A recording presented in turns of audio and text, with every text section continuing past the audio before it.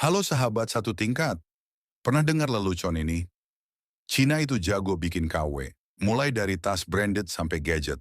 Tapi, apa jadinya kalau si spesialis KW ini justru sekarang jadi pionir di bidang sains dan teknologi dunia? Ya seperti murid yang dulu duduk di belakang kelas, menyalin pekerjaan rumah temannya, tiba-tiba lulus jadi cum laude dan mengajar gurunya. Cina tidak hanya bangkit, mereka melesat. Kok bisa? Yuk, kita bongkar bagaimana transformasi spektakuler ini terjadi. Flashback ke era 1980-an. Saat itu, dunia melihat Cina sebagai pabrik dunia. Barang-barang produksi massal yang membanjiri pasar internasional sering dianggap murah, kualitasnya diragukan, dan identik dengan tiruan. Bahkan istilah "made in China" sering digunakan untuk menyindir barang-barang yang mudah rusak.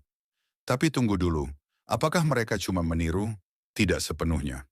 Di balik reputasi peniru, Cina ternyata punya rencana besar. Mereka mulai dari meniru, kemudian mempelajari, lalu menyempurnakan.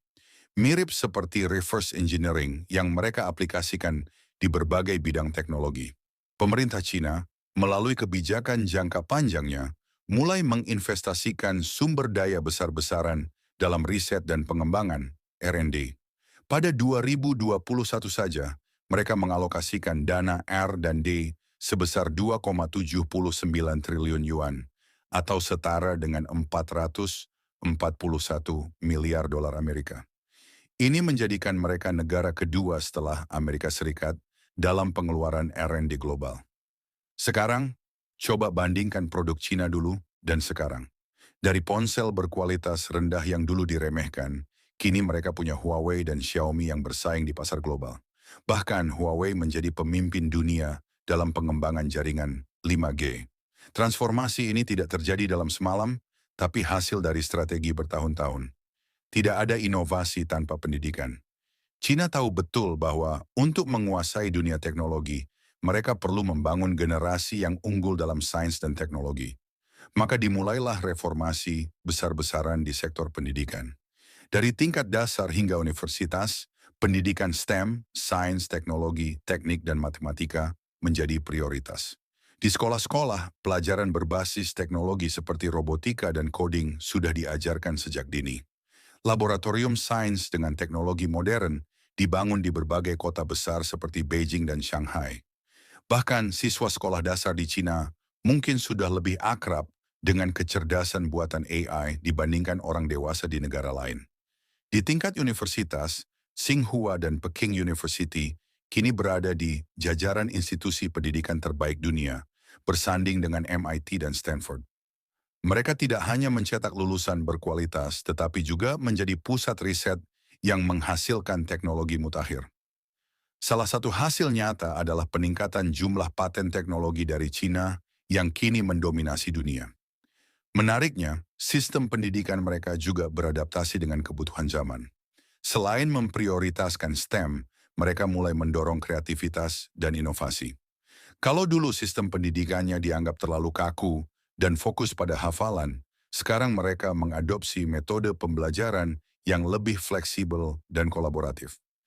Jadi siswa tidak hanya pandai teori, tetapi juga mampu memecahkan masalah nyata. Pada 2015, China meluncurkan strategi Made in China 2025. Ini bukan sekadar rencana biasa, melainkan peta jalan untuk mengubah citra mereka dari pabrik dunia menjadi pemimpin global dalam teknologi tinggi. Fokus program ini meliputi berbagai sektor strategis seperti semikonduktor, bioteknologi, kendaraan listrik, energi bersih, dan kecerdasan buatan. Apa yang membuat strategi ini istimewa? Pemerintah Cina tidak hanya memberikan target ambisius, tetapi juga menyediakan dukungan nyata. Mereka memberikan insentif pajak, subsidi, dan akses ke pendanaan untuk perusahaan yang berinovasi. Bahkan startup kecil pun mendapat kesempatan untuk berkembang melalui akses ke fasilitas riset canggih. Hasilnya mulai terlihat. Dalam bidang kendaraan listrik misalnya, Cina telah menjadi produsen terbesar dunia. Perusahaan seperti BWD dan NIO tidak hanya menguasai pasar lokal, tetapi juga mulai menembus pasar internasional. Sementara itu, dalam pengembangan semikonduktor, Mereka terus meningkatkan kapasitas produksi untuk mengurangi ketergantungan pada negara lain.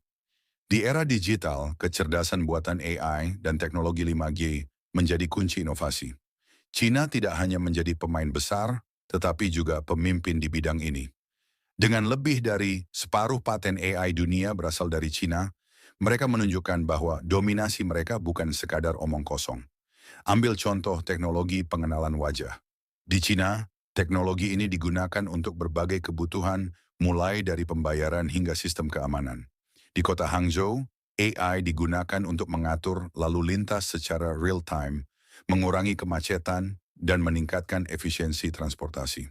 Sementara itu, jaringan 5G, mereka memungkinkan konektivitas super cepat, membuka jalan bagi inovasi seperti kendaraan otonom dan smart cities. Huawei sebagai salah satu raksasa teknologi China memainkan peran besar dalam pengembangan 5G.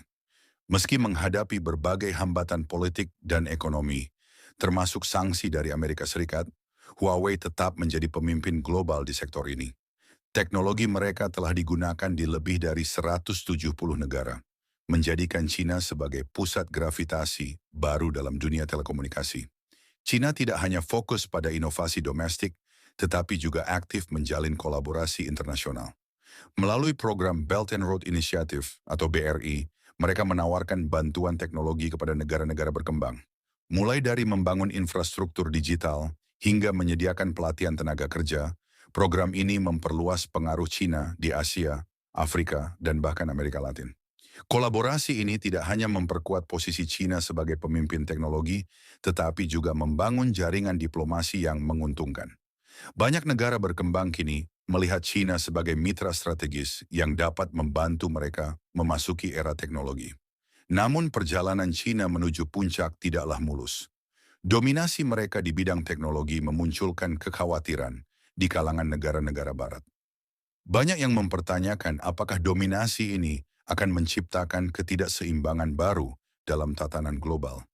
Bahkan, isu-isu seperti pelanggaran hak cipta dan keamanan data sering menjadi sorotan. Di sisi lain, tekanan politik dari negara-negara seperti Amerika Serikat juga menjadi tantangan besar. Sanksi terhadap perusahaan seperti Huawei dan ZTE menunjukkan bahwa dominasi teknologi tidak selalu diterima dengan tangan terbuka. Tapi China tampaknya siap menghadapi tantangan ini dengan terus berinovasi dan memperkuat fondasi mereka. Transformasi China dari peniru menjadi inovator adalah bukti bahwa dengan visi yang jelas, strategi yang tepat, dan investasi yang konsisten, segalanya mungkin terjadi. Mereka tidak hanya mengejar ketertinggalan, tetapi juga menciptakan standar baru dalam dunia teknologi. Pertanyaannya sekarang, apakah negara lain siap mengikuti jejak ini? Ataukah mereka akan mencari jalan lain untuk tetap kompetitif? Sahabat satu tingkat, bagaimana pendapat Anda? Apakah dominasi teknologi China adalah peluang atau ancaman bagi dunia? Tulis opini Anda di kolom komentar. Jika Anda tertarik dengan cerita-cerita inspiratif tentang perkembangan teknologi, sains, dan inovasi global, jangan lupa untuk like video ini, subscribe ke channel Satu Tingkat, dan aktifkan lonceng notifikasi agar tidak ketinggalan konten menarik lainnya. Sampai jumpa di video berikutnya.